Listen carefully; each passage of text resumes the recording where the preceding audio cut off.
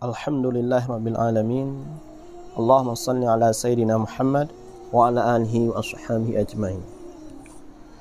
Ud'uni astajibu lakum. Ad-du'a'u silahul mu'minin.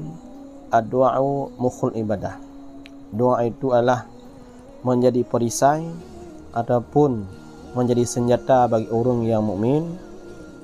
Maka di antara doa yang sangat dianjurkan, malah doa tersebut merupakan sebahagian daripada ayat Al-Quran. Biasa katanya penan dengan doa sapu jagat, yakni doa Rabbana atina fid dunya hasanah wa fil akhirati hasanah wa qina adzabannar.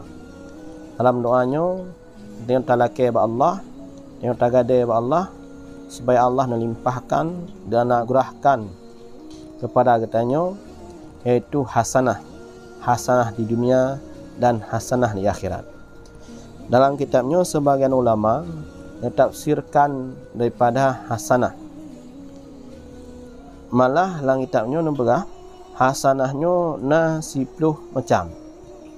Khamsun fid dunya, 5 terdapat di dunia, yakni al ilmuddin, ilmu agama yang bermanfaat, wal amalus salih, dan amal kebaikan, amal yang baik yang sesuai dengan tuntunan syariat.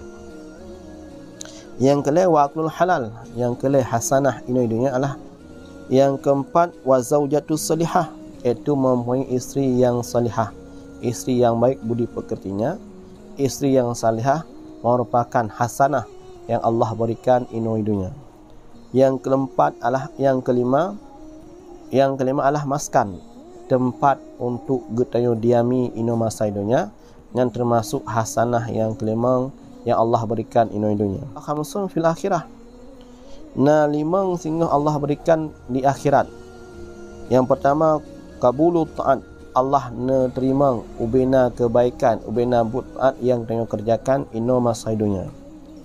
Yang kedua wa ghufranu sayi'at, Allah ampuni, Allah berikan ampunannya di atas segala dosa-dosa kesalahan yang dia pubut ini masa dunia. Yang kelima wa iradaul khusum, iaitu mendapat kerelaan dan keikhlasan daripada orang yang pernah katanya zalimi. Yang keempat wa najatu minan niran, terlepas daripada api neraka. Yang kelima yang terakhir wa dukhulul jannah, iaitu Allah masuki katanya dalam syurga. Nyokuh 5 buah hasanah yang sebagian ulama menafsirkan 5 di dunia dan 5 di akhirat.